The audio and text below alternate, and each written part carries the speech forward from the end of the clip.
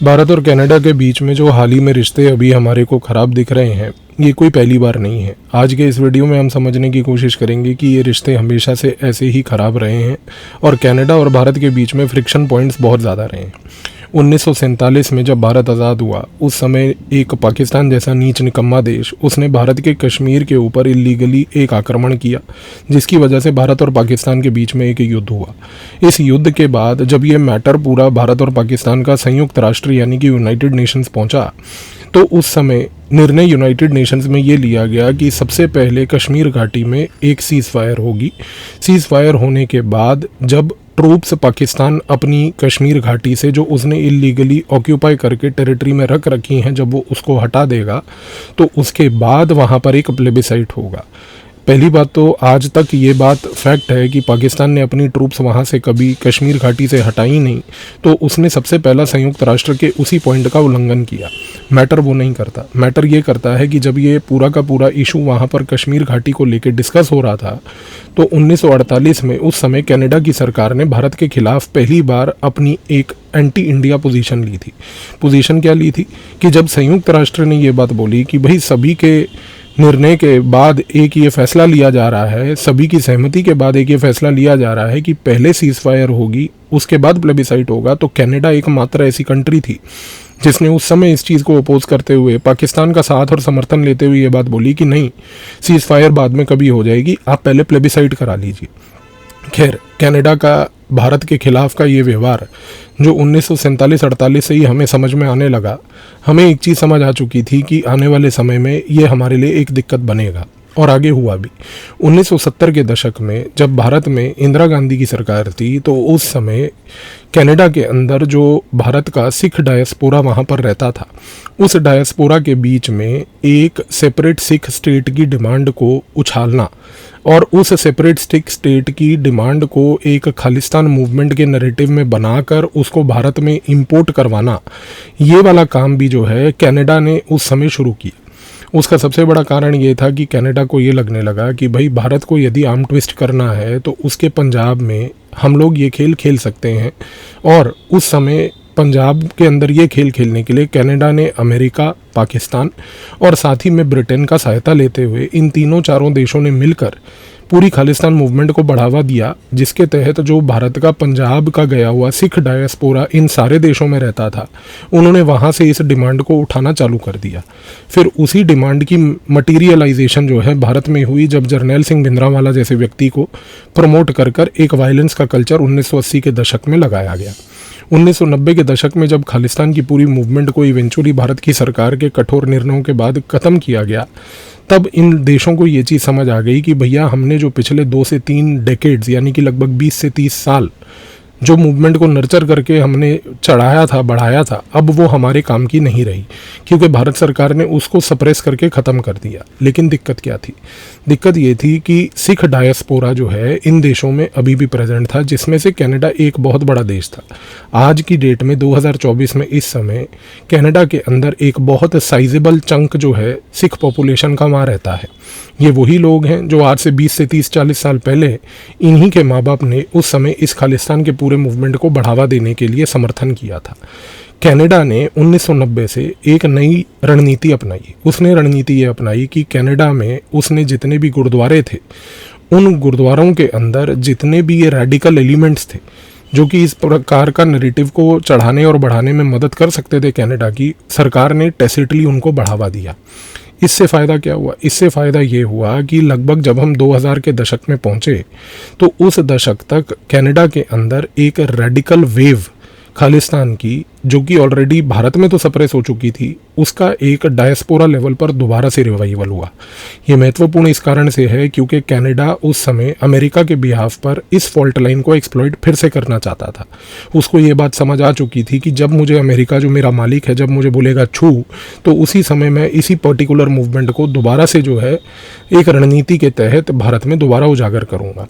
खैर, अमेरिका ने उस समय खालिस्तान मूवमेंट में ज़्यादा इंटरेस्ट नहीं दिया। लेकिन अब आप खेल को समझिए। 2005 में जब अमेरिका और भारत के बीच में एक न्यूक्लियर डील को लेकर समझौता हो रहा था, और उस समझौते के तहत जब भारत ने कई बार अपने इंटरेस्ट्स को, जिसको हम नेशनल इंटरेस्ट कहते हैं, उनको बचाने के लिए अमेरिका को बोला कि भाई न्यूक्लियर डील में हमें ये अमेंडमेंट्स चाहिए।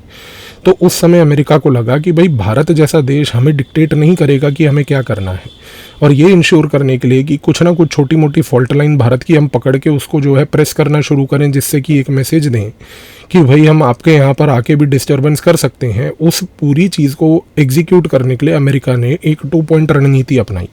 सबसे पहले उसने लेफ्ट पार्टियों को यहाँ पर उकसाना शुरू कर दिया कि आप सरकार के समर्थन को विड्रॉ कर लीजिएगा, ये कह के कि भाई हम तो अमेरिका के खिलाफ हैं। ये कोई अमेरिका के खिलाफ नहीं होते। जितने भी हमारे यहाँ पर आज की डेट में वामपंथी लोग हैं ना, ये सिर्फ नाम के वामपंथी हैं। ये भी एप्पल के आईफोन यूज़ करते हैं, विदेशी कपड़े पहनते हैं, विदेशी ब्रांड पहनते हैं। अगर इनको इतना ही सो कॉल्ड वामपंथी बनना था ना, तो इनको बोल दीजिए कि ये जहाज़ वगैरह में भी टेक्नोलॉजी जो आज की डेट में अमेरिकन है उसमें प्रयोग ना करें। इनको केरला से अगर मान लीजिए दिल्ली आना है ना, तो ये पैदल चल के आए वामपंथी, अगर इनको अपने ट्रू वामपंथी सेंस में रहना है। लेकिन ये एक फॉल्ट लाइन थी जिसको अमेरिका ने पकड़ा। दूसरी सबसे बड़ी जो फॉल्ट लाइन थी वो बड़ी महत्वपूर्ण थी। वो फॉल्ट लाइन ये थी कि 2007 के अंदर अमेरिका ने एक सिख फॉर जस्टिस नाम की संस्था का गठन करवाया, और ये सिख फॉर जस्टिस जो संस्था थी, इसका गठन एक लीडरशिप के तहत हुआ जिस लीडर का नाम था गुरपतवंत सिंह पन्नू। 2007 से गुरपतवंत सिंह पन्नू जो है वो व्यक्ति बेसिकली अमेरिका में रहकर सिख फॉर जस्टिस नाम की ये संस्था को चलाते हुए वहाँ से उसने पंजाब की इस फॉल्ट लाइन को, जो कनाडा नर्चर कर रहा था, उसको दोबारा से एग्जीक्यूट करके रन करना शुरू कर दिया। अब दोनों जगह पर, कनाडा में भी, पंजाब में भी, और साथ में पूरे के पूरे अमेरिका में भी एक ट्रायंगुलर कॉन्टेस्ट होना शुरू हो गया कि अब खालिस्तान की फॉल्ट लाइन जो है इसको एक्सप्लॉइट किया जाएगा। लेकिन अब 2007-8 के बाद जब अमेरिका के अंदर उस समय एक आर्थिक क्राइसिस आया, तो उस आर्थिक क्राइसिस के दौरान समस्या ये आई कि अमेरिका को बहुत लेबर की रिक्वायरमेंट हुई। आर्थिक क्राइसिस से सिर्फ अमेरिका ही नहीं बल्कि कनाडा को भी अफेक्ट हुआ। इस कारण से अब इन लोगों ने ये सोचा कि क्यों ना हम दूसरे देशों से सस्ती लेबर को अपने देश में आने दें, लीगल और इलीगल दोनों तरीकों से, और फिर उस लेबर को पनाह देकर उस लेबर को रेडिकलाइज करके उन्हीं देश के खिलाफ प्रयोग करें। ये एक्सपेरिमेंटेशन के लिए भारत चुना गया। तो अमेरिका और कनाडा ने उस समय 2008-9 के आसपास अपनी वीज़ा पॉलिसीज़ को लिबरलाइज करके लीगल और इलीगल तरीकों से बहुत सारे भारतीयों को बोलना शुरू कर दिया कि अब आप आना शुरू कर दीजिए। अब देखिए, जो व्यक्ति लीगल तरीके से जाएगा वो तो एक हाईली स्किल्ड प्रोफेशनल होगा, लेकिन बहुत से लोग हरियाणा से, पंजाब से, इन जगहों से इलीगली भागने लगे कनाडा, क्योंकि उनको लगा कि भाई यहाँ पर एक अपॉर्चुनिटी है। वो भागने लगे अमेरिका कि यहाँ पर भी एक अपॉर्चुनिटी है। अब दिक्कत ये हुई कि इस पूरे गेम को एग्जीक्यूट करने के लिए अमेरिका और कनाडा, जो कि एक पंजाब की फॉल्ट लाइन को लंबे समय से लेके बैठे हुए थे, उस फॉल्ट लाइन में उन्होंने नई रणनीतियाँ अपनाई। सबसे पहले उन्होंने फेक वीज़ा रैकेट्स शुरू करे। आप आज पंजाब के, हरियाणा के गलियों में जाइए, वहाँ पर हर गली में मतलब सोचिए कि एक वीज़ा एजेंट बैठा है जो आपको कनाडा या अमेरिका भेजने के लिए तैयार है। अगर कनाडा और अमेरिका इतना ही आसान होता, हर गली में वीज़ा एजेंट जो ये बैठे होते, तो आज की डेट में कितने लोग अभी इस समय ऑलरेडी कनाडा और अमेरिका चले जाते। तो ये पूरा एक क्रिमिनलिटी का नेक्सस इन लोगों ने शुरू करा। अमेरिका और कनाडा में कुछ गैंग्स को बढ़ावा दिया गया। खास करके कनाडा का प्रयोग अमेरिका ने ज़्यादा किया, क्योंकि कनाडा में सिख डायस्पोरा ज़्यादा था, उस डायस्पोरा का फ़ायदा उठाना था। अब वहाँ पर कनाडा में क्या हुआ, 2 से 3 बड़ी बड़ी गैंग्स बनी। सबसे पहली गैंग बनी अर्श दल्ला गैंग,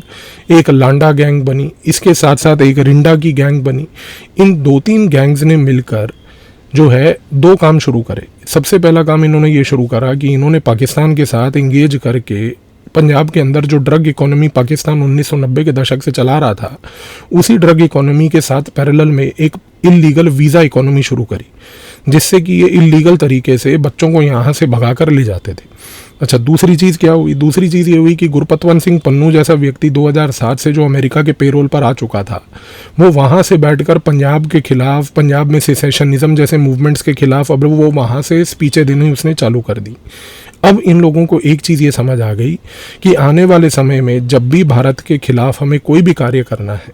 या भारत के आर्म ट्विस्टिंग को अगर हमने करना है, तो एक पंजाब की फॉल्ट लाइन को हमने क्रिएट करना शुरू कर दिया है। अब दूसरे खेल को समझिए, जब यहाँ से बहुत सारे बच्चे इलीगल तरीके से मान लीजिए कनाडा या यूएस जाएंगे, और वहाँ पर अगर उन लोगों को इलीगल एंट्री मिलने के बाद अगर अमेरिका या कनाडा जैसे देशों में पनाह मिलेगी,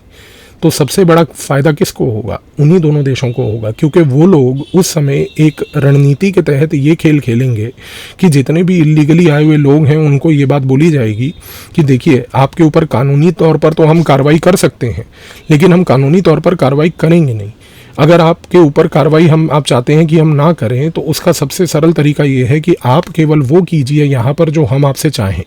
अब होता क्या है, इन लोगों को वहाँ पर सस्ती नौकरियाँ मिल जाती हैं, कार साफ़ करने की या किसी रेस्टोरेंट में झाड़ू पोछा लगाने की या कोई पहिए धोने की नौकरी या पेट्रोल पंप में गाड़ी में पेट्रोल डालने की।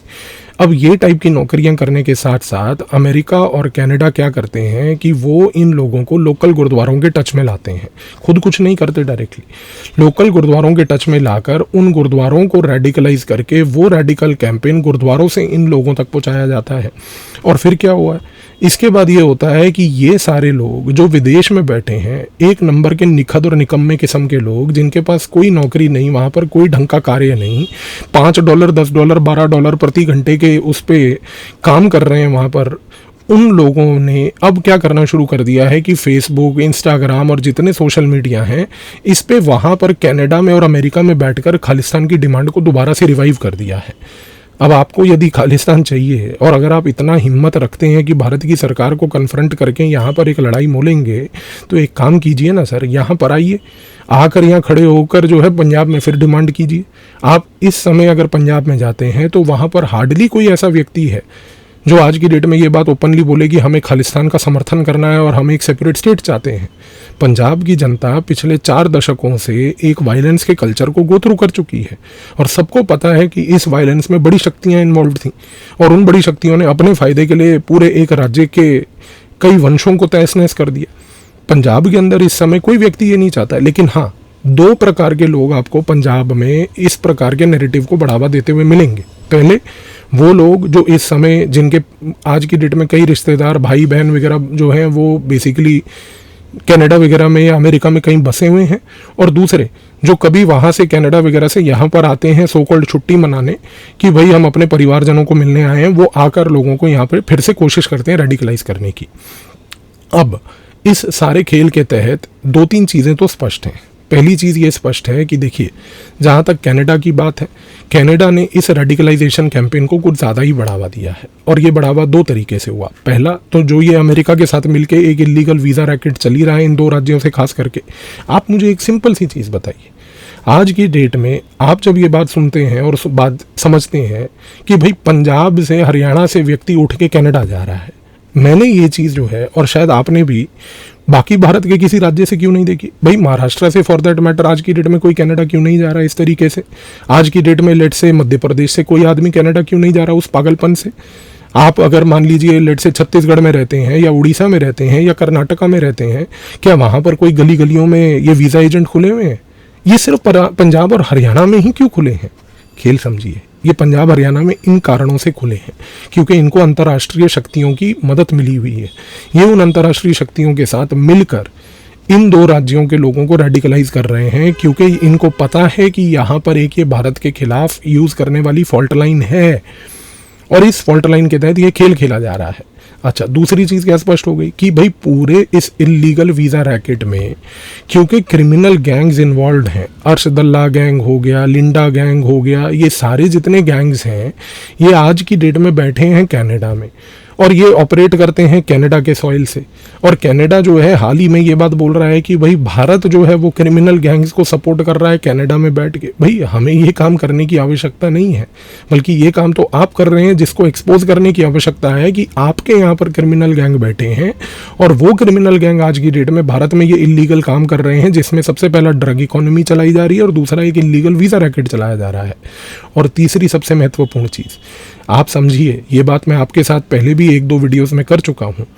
कि ये लोग आज की डेट में एक और खेल ये खेल रहे हैं कि लगभग 2012-13 से कनाडा की सरकार जो है पोएटिक जस्टिस फाउंडेशन नाम की एक संस्था है जिसको अनीता लाल नाम की एक व्यक्ति हैंडल करती है। ये पोएटिक जस्टिस फाउंडेशन जो है आज की डेट में पंजाब की पूरी म्यूज़िक इंडस्ट्री को हाईजैक करके उनको पैसा देती है और उनके थ्रू वायलेंट गाने जितने भी हैं उन वायलेंट गानों को बढ़ावा देती है। ये बात हम पहले भी कर चुके हैं कि जो पंजाब में म्यूज़िक इंडस्ट्री थी वो एक समय क्लासिक लेवल की हुआ करती थी, और आज की डेट में जो छपरी किस्म के आज आप गाने देखिए, आज आप इन जो छपरी किस्म के सिंगर्स हैं इनकी अकल शक्ल देखिए, लेकिन इनकी पॉपुलैरिटी देखिए कि यूथ में कितनी है, कि हर व्यक्ति जो है इन्हीं सड़े हुए लोगों के घटिया किस्म के घिनौने गाने सुनता है, और वो सारे गानों में दो चीज़ें, वायलेंस और ड्रग्स, इनका एक मिश्रण है। तो लोगों को साइकोलॉजिकली इस चीज़ पे अफेक्ट करवाना, लोगों को साइकोलॉजिकली इस चीज़ के ऊपर रेडिकलाइज करवाना, और फिर इलीगल वीज़ाज़ के थ्रू इनको बाहर लेके जाना, फिर वहाँ ले जाकर उन्हीं से इंटरनेशनल लेवल पर सोशल मीडिया के थ्रू एक रेडिकलाइज्ड कैंपेन करना। तो ये तीनों चीज़ों के डॉट्स को यदि आप कनेक्ट करें तो अब आपको खेल समझ आ रहा होगा कि जो मैंने आपके साथ अभी पॉइंट एक बार बोला, जिसको मैं फिर दोहराऊंगा, कि आज की डेट में मध्य प्रदेश में, फॉर दैट मैटर इंदौर में, भोपाल में, किसी भी जबलपुर जैसे शहर में, हर गली में कनाडा और यूएस जाने के लिए वीज़ा एजेंट क्यों नहीं बैठे? सोच के देखिएगा इसके बारे में, आपको तब चीज़ें समझ आएंगी। अब सबसे बड़ा सवाल ये उठता है कि भाई कनाडा में अभी ये जो हाल ही में इसने हरकत करी ट्रूडो ने, जिससे समझ आता है और प्रूव हो जाता है कि ट्रूडो एक अंतर्राष्ट्रीय पप्पू है। और यदि आप मेरी बात से समर्थन रखते हैं तो कमेंट करके इस पॉइंट को बढ़ावा दीजिए कि ट्रूडो इंटरनेशनल पप्पू है। अब ये समझने की आवश्यकता है कि ये पप्पू क्यों है, क्योंकि देखिए अभी अगले साल कनाडा में होने वाले हैं चुनाव, और क्योंकि कनाडा में अब चुनाव आने वाले हैं, दिक्कत ये है कि भाई इस समय ट्रूडो के पास दो समस्याएं हैं। पहली समस्या उसके साथ ये है कि जगमीत सिंह जिम्मी जो है, जिसके समर्थन के साथ उसने अभी अपनी सरकार बनाई थी, जिम्मी ने अपना समर्थन पिछले 1 महीना पहले इस सरकार से हटा दिया। दूसरी बात, ट्रूडो की जो लिबरल पार्टी है वो पिछले कई महीनों से बहुत ही ज़्यादा नुकसानदायी राजनीति झेल रही है। एक उदाहरण देता हूं, अभी 1 महीना पहले मॉन्ट्रियल में एक चुनाव हुआ था। उस मॉन्ट्रियल की सीट पे ऐसा माना जाता था कि ये लिबरल पार्टी की वो सीट है कि जिसको लिबरल पार्टी जीवन में नहीं हार सकती, लेकिन मॉन्ट्रियल की सीट पे लिबरल पार्टी की बुरी हार हुई।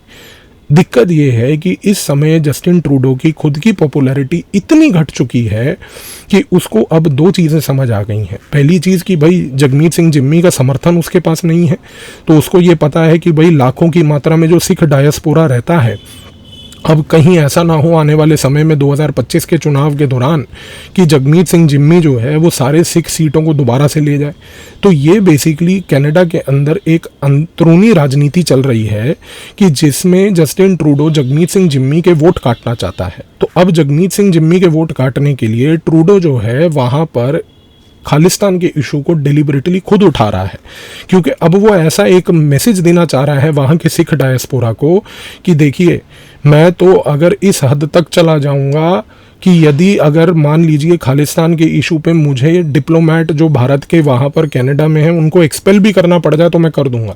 इससे एक मैसेज उन रेडिकलाइज्ड गुरुद्वारों से लेके वो रेडिकलाइज्ड कम्युनिटी में ये जाएगा कि देखो ट्रूडो की सरकार में दम तो है, उसने कम से कम भारत के खिलाफ ये कदम तो उठाया। तो समझने की कोशिश कीजिए, ये जगमीत सिंह जिम्मी के सपोर्ट के विड्रॉल के बाद ये जो मानसिक तौर के तनाव से इस समय ट्रूडो गुजर रहा है, ये उसकी मानसिक परिस्थिति का ये एक निचोड़ निकल के सामने आ रहा है कि इस तरीके की वो हरकत कर रहा है। दूसरी चीज़ को समझिए, अब दिक्कत ये भी है कि क्योंकि ट्रूडो की पॉपुलैरिटी बहुत ज़्यादा घट गई है,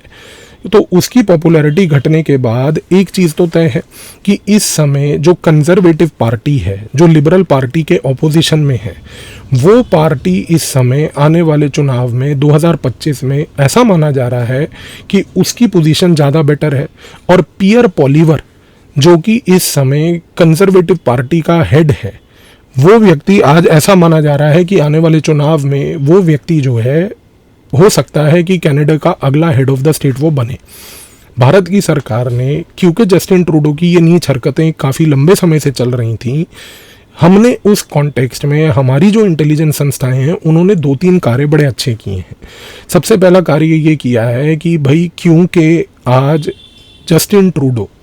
पिछले लगभग 3 से 4 सालों से भारत के अंदर पंजाब में एक सिसेशनिज्म, सेपरेटिज्म की मूवमेंट, खालिस्तान की मूवमेंट को बढ़ावा दे रहा है, तो भारत ने सबसे पहले अपने फ्रेंच भाई बहनों के साथ मिलकर फ्रांस की सरकार के साथ मिलकर यही एक सेपरेटिज्म की मूवमेंट जो कनाडा में फ्रेंच लोग चला रहे हैं, जिसका नाम है ब्लॉक क्यूबेकॉइस, उसका समर्थन हमने करवाना शुरू कर दिया है। यानी कि अब आप खेल को समझिए, अगर जस्टिन ट्रूडो मान लीजिए भारत में सेपरेटिज्म खालिस्तान के को समर्थन कर रहा था और कर रहा है, तो हमने भी वही चीज़ कनाडा में जाकर एक प्रकार से शुरुआत करवाने की कोशिश करी। कैसे? फ्रांस में जो लोग हैं वो बहुत सारे, जिस तरीके से भारत के लोग कनाडा जाकर बस गए थे, उसी तरीके से ये फ्रांस के कई लोग जो हैं कनाडा के विभिन्न प्रोविंसेस में जाकर बस गए थे एक पॉइंट ऑफ टाइम पे। इस समय जैसे भारत का एक बहुत बड़ा डायस्पोरा कनाडा में है, उसी प्रकार से कनाडा के अंदर एक फ्रेंच डायस्पोरा भी है। और ये फ्रेंच डायस्पोरा जो है, ये क्यूबेक प्रोविंस जो है कनाडा का, उस प्रोविंस में बहुत ज़्यादा मात्रा में रहता है। और वो लोग आज की डेट में डिमांड कर रहे हैं कि भाई हमारे को अपनी वहाँ पर एक ऑटोनॉमी चाहिए। तो उन्होंने एक संगठन बनाया है जिसका नाम है ब्लॉक क्यूबेकॉइस। अब ब्लॉक क्यूबेकॉइस का समर्थन करके क्या हो रहा है कि भाई वहाँ पर सेपरेटिज्म कनाडा के बैकयार्ड में हो रही है, तो जस्टिन ट्रूडो को उसी की दवाई का इफेक्ट उसी के शहर में वहीं बैठे बिठाए पहली बात मिल रहा है। दूसरी सबसे बड़ी चीज़, भारत की सरकार ने ये चीज़ इंश्योर करी है अपने इंटेलिजेंस के थ्रू कि कई जगहों पर जहाँ पर अभी इस समय पियर पॉलीवर, जो कि कंजर्वेटिव पार्टी का लीडर है, जो 2025 में चुनाव जीतने जा रहा है, ये मैं आपको आज 2024 में बोल रहा हूँ, अगले साल वीडियो बनाकर इसको दोबारा प्रूव करूँगा आपके सामने। पियर पॉलीवर जो अगले साल चुनाव जीतने जा रहा है 2025 में, भारत की सरकार ने एक एनालिसिस करके और इंटेलिजेंस ने ये एनालिसिस करके देखा है कि पियर पॉलीवर इस समय कई इलाकों में कमज़ोर है। कौन से इलाके हैं? उनमें से दो सबसे बड़े इलाके जहां पर वो कमज़ोर है वो है क्यूबेक और एल्बर्टा। क्यूबेक और एल्बर्टा में कंजर्वेटिव पार्टी कभी भी बहुत ज़्यादा स्ट्रांग नहीं रही है।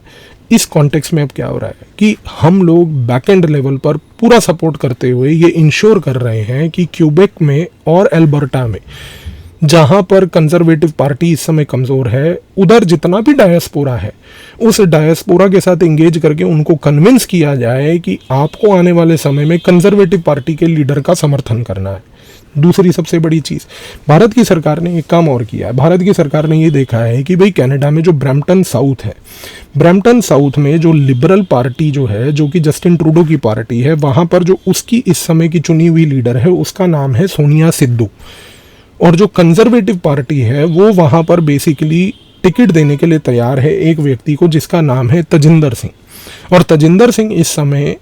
सोनिया सिद्धू के खिलाफ आने वाले समय में इलेक्शन जीतने की पूरी पॉसिबिलिटी रखता है। और तजिंदर सिंह को आज की डेट में अगर सपोर्ट मिल रहा है तो वो एक और लोकल लीडर की तरफ से मिल रहा है जिसका नाम है रमनदीप ब्राड़। अब भारत की तरफ से ये कोशिश की जा रही है कि सोनिया सिद्धू को कुछ भी करके ब्रैम्पटन साउथ से हरवाया जाए, ताकि वहां पर तजिंदर सिंह, रमनदीप ब्राड़, इनमें से जिनको भी इवेंचुअली कंजर्वेटिव पार्टी लेटर जाके आगे टिकट देगी, उस कॉन्टेक्स्ट में इनमें से एक व्यक्ति चुनाव जीत जाए। तो कंजर्वेटिव पार्टी जो है यहाँ पर यदि जीती तो लिबरल का पत्ता इधर भी कटा। तीसरी चीज़ भारत क्या कर रही है, वो आज की डेट में जो एक लिबरल पार्टी का लीडर है, जो अगेन जस्टिन ट्रूडो की पार्टी है, उसका लीडर जो है उसका नाम है जॉर्ज कैहल। ये व्यक्ति इस समय कैलगरी नाम की एक कॉन्स्टिट्यूएंसी का व्यक्ति लीडर है। कैलगरी में जहां पर जॉर्ज कैहल इस समय लीडर है, वहां पर कंजर्वेटिव पार्टी ने बोला है कि भाई हम गुरिंदर सिंह को जो है आने वाले समय में टिकट देंगे। भारत अब पूरी कोशिश कर रहा है कि भैया गुरिंदर सिंह वहां पर जीते, ताकि यहाँ पर भी जो है जॉर्ज कैहल की जो है इसकी टिकट कटे। इसके बाद अगर आप देखें तो जगमीत सिंह की जो जिम्मी है और खास करके हरजीत सिंह सज्जन, ये जो दोनों व्यक्ति हैं हरजीत सिंह सज्जन और जगमीत सिंह जिम्मी, जिन्होंने आज की डेट में पूरी की पूरी समर्थन गैदर कर रखी है ब्रिटिश कोलंबिया प्रोविंस में, वहाँ पर भी बैक एंड लेवल पर पूरी कोशिश की जा रही है कि आने वाले समय में आप देखें कि यहाँ पर भी चुनाव का तख्ता पलट दिया जाए। तो दो तीन चीज़ें तो स्पष्ट हैं। पहली चीज़ अगर हम कंक्लूड करें तो कि भाई कनाडा का ये जो एक चार्ज भारत पे लगाया गया कि भाई आपने सबसे पहली बात हमारे सॉइल पर आकर पिछले साल एक आतंकवादी जिसका नाम था निज्जर, उसको मारा था। आपके पास यदि कोई प्रूफ है तो वो दें, हवा में बातें ना करें। पप्पू बनने की इंटरनेशनल लेवल पर ज़रूरत नहीं है, कम रहें, पहली बात। दूसरी सबसे बड़ी चीज़, कनाडा का ये आरोप कि भाई आज की डेट में आप जो है क्रिमिनल गैंग्स का समर्थन कर रहे हैं जो भारत सरकार से जुड़ी हैं। देखिए, भारत की सरकार को किसी भी अंतर्राष्ट्रीय स्तर की क्रिमिनल गैंग को सपोर्ट करने की आवश्यकता नहीं है, बल्कि आज की डेट में अमेरिका एक आतंकवादी जिसका नाम है गुरपतवंत सिंह पन्नू, उसको सिख फॉर जस्टिस नाम की एक इलीगल संस्था बनाकर समर्थन कर रहा है। तो उस कॉन्टेक्स्ट में अमेरिका एक टेररिस्ट स्टेट है। और दूसरा कनाडा, जो खुद आज की डेट में illegal criminal gangs, Grewal gang, Dhaliwal gang, Arshdalla gang, Landa gang, Rinda gang, इन सारों को, जिन्हों को आपने अपने टेरिटरीज में समर्थन दिया है, जिसके थ्रू आप इलीगल वीजा रैकेट्स और ड्रग इकोनॉमी पाकिस्तान के साथ मिलकर चला रहे हैं, आप पहले अपने गिरबान में झांक कर देखिए कि कितनी मैल है। और तीसरा, ये सारी की सारी बौखलाहट जो अभी हाल ही में भारत और कनाडा के बीच दिख रही है, ये सारी चुनावी है। और आने वाले हो सकता है 2 से 4 महीने आप इस प्रकार की कूटनीति और इस प्रकार की कनाडा के अंदर राजनीति और उबलते हुए देखें, क्योंकि इस समय जगमीत सिंह जिम्मी का समर्थन यदि जस्टिन ट्रूडो को नहीं है, तो जस्टिन ट्रूडो को अब ये बात समझ आ गई है कि लाखों की मात्रा में जो सिख डायस्पोरा है, मुझे कुछ भी करके उनको कन्विंस करना है, ताकि यदि वो कन्विंस हुए तो आने वाले समय में जगमीत सिंह जिम्मी की तरफ जो समर्थन जाएगा वो वहाँ से हटकर हमारी पार्टी लिबरल पार्टी की तरफ आए। लेकिन 2 चीज़ें तय हैं। पहला, लिबरल पार्टी अगला चुनाव हारने जा रही है 2025 में, कंजर्वेटिव पार्टी जीतने जा रही है।